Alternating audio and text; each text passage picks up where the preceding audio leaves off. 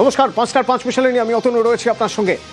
Delhi blast, সেই দিল্লি ব্লাস্টে খোঁজ নিয়ে আস্তে আস্তে তদন্ত করতে করতে ফরিদপুর মডিউল পাওয়া গেল। ফরিদাবাদ মডিউলে দেখা গেল শাহিন, যে শাহিনের সঙ্গে প্রত্যক্ষ যোগ রয়েছে জঙ্গিদের, সে শাহিনকে জেরা করে এবার এমন এক চাঞ্চল্যকর তথ্য উঠে আসছে যে কিভাবে তাদের ফান্ডিং হতো।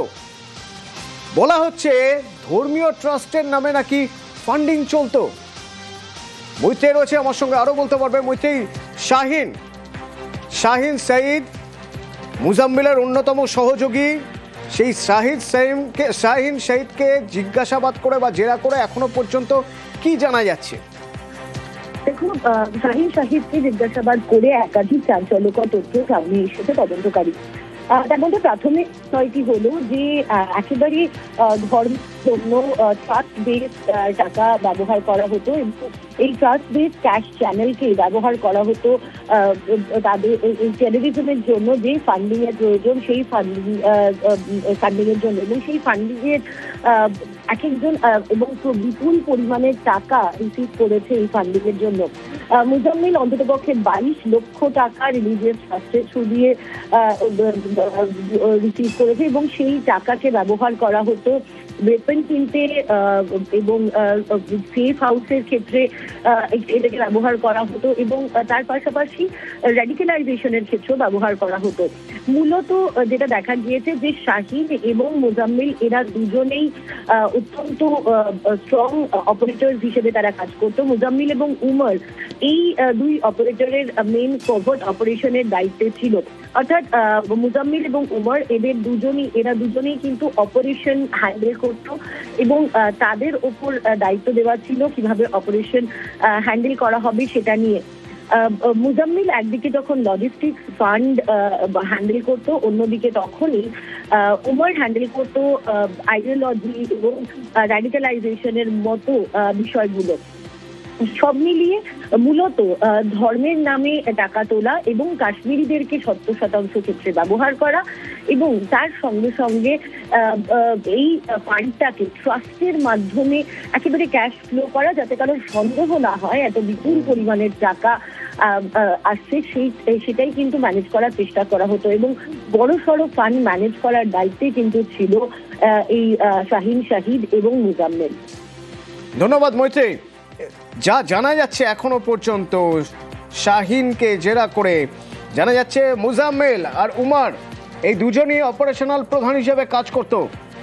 মুজাম্মিল গাড়ি এবং প্রবেশাধিকার চলাচল অর্থাৎ লজিস্টিক বলতে যা বোঝায় সেই সব কিছু সামলাতো মুজাম্মিল, এবং উমরের কাজ ছিল তাত্ত্বিক দিক, এবং এই তাত্ত্বিক দিক থেকে মতাদর্শের দিক থেকে মগজ ধোলাইয়ের কাজ, এই মগজ ধোলাইয়ের কাজ করতো উমর। এবং বেশ কিছু গুরুত্বপূর্ণ তথ্য মিলছে, যেমন তুরস্কে তাদের বারবার তুরস্ক ভ্রমণের উল্লেখ মিলছে।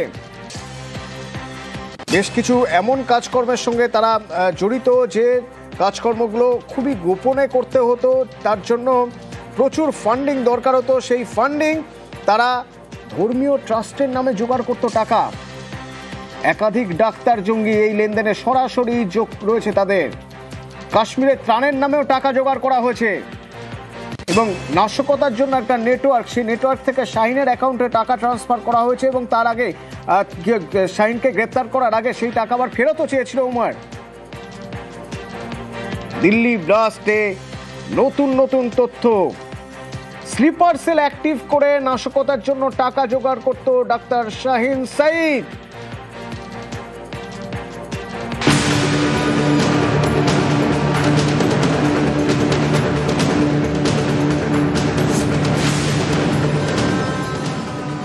নভেম্বর গত সোমবার দিল্লিতে লালকেল্লার কাছে বিস্ফোরণ, প্রাণহানি, রাজধানীতে আত্মঘাতী হামলা চালায় ডাক্তার উমর নবী।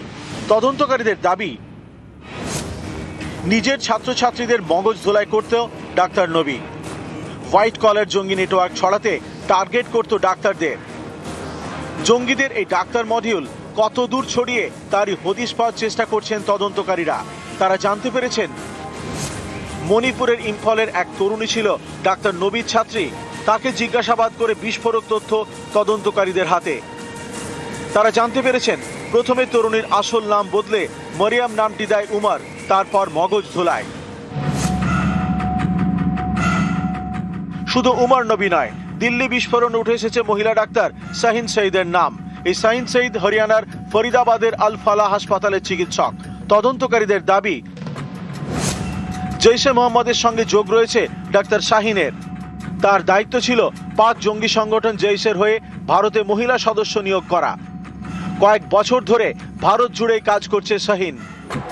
তদন্তকারীদের সন্দেহ, শাহিনের হাত ধরে এ রাজ্যে জঙ্গিদের স্লিপার সেল অ্যাক্টিভ হয়েছে, তাই জেলে গিয়ে বন্দীদের জিজ্ঞাসাবাদ করছেন গোয়েন্দারা। যাদের আগে পাকড়াও করা হয়েছে তাদের সঙ্গে এই ডাক্তার সেলের কি কোনো যোগ রয়েছে খতিয়ে দেখছেন তদন্তকারীরা। তাদের নজরে দমদম সেন্ট্রাল জেলে বন্দী কর্ণাটকের ইদ্রিস, প্রেসিডেন্সি জেলে বন্দী নদিয়ার সাবির আহমেদ। এছাড়া এই রাজ্যেই বন্দী উত্তর 24 পরগনার তানিয়া পারভিন। তানিয়ার বাড়ি বাদুড়িয়ায়। জৈশে যোগে 2020 সালে তাকে গ্রেপ্তার করা হয়। ডাক্তার শাহিনের সঙ্গে এদের কোনো যোগ আছে কিনা তা জানতে জেরা করছেন গোয়েন্দারা। নদিয়ার পলাশীপাড়ার সাবির মাদক কারবারে জড়িয়ে জেলে, তাকেও জিজ্ঞাসাবাদ করা হচ্ছে। তদন্তকারীদের সন্দেহ, সাবিরের মাদক কারবারের টাকা জঙ্গিদের বিভিন্ন ব্যাংক অ্যাকাউন্টে পাঠিয়েছে কর্ণাটকের ইদ্রিস। হুগলির ধনেকালির প্রজ্ঞা দেবনাথ, নাম বদলে হয়েছিল আয়েশা জান্নাত মোহনা। জঙ্গি কাজে যুক্ত থাকার অভিযোগে বছর 5 আগে তাকে গ্রেপ্তার করা হয় বাংলাদেশে। এই প্রজ্ঞারও কি কোনো যোগ রয়েছে? সব দিক খতিয়ে দেখছেন তদন্তকারীরা। নিউজ 18 বাংলা।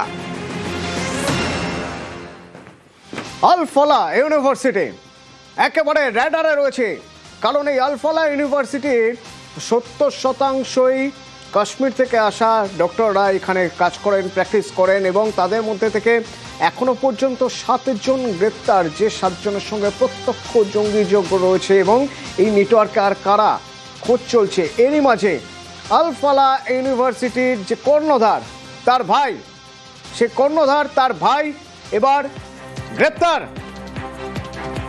কেন গ্রেপ্তার?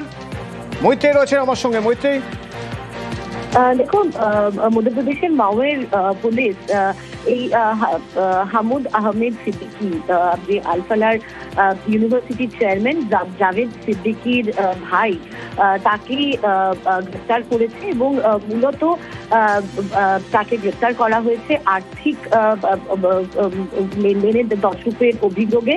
তার বিরুদ্ধে বেশ কিছু আর্থিক দুর্নীতির অভিযোগ রয়েছে এবং একই সঙ্গে দীর্ঘদিন ধরেই একে খোঁজা হচ্ছিল এবং হায়দ্রাবাদ থেকে অবশেষে এই হামুদ আহমেদ সিদ্দিকীকে অ্যারেস্ট করেছে মাও থানার পুলিশ।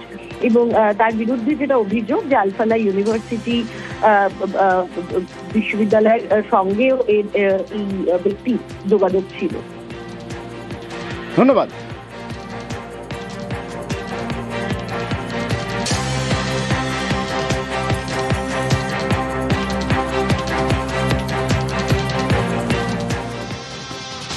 আর এবার জঙ্গিদের বাড়িতে বাড়িতে তল্লাশি চলছে, যেমন উমর নবীর হরিয়ানা নূর বাড়িতে, সেখানে তল্লাশি চালানো হচ্ছে। হরিয়ানা পুলিশের বম ডিসপোজাল স্কোয়াড আর ডগ স্কোয়াড তল্লাশি চালাচ্ছে।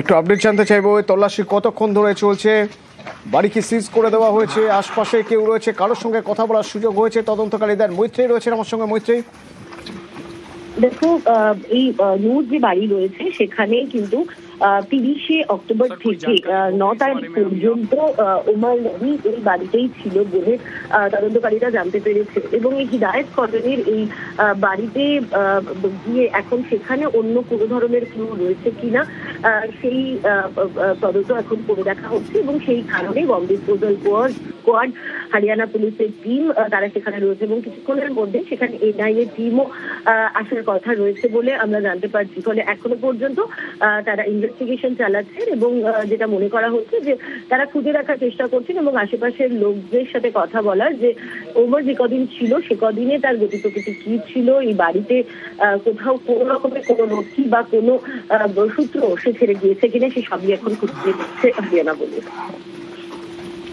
ধন্যবাদ।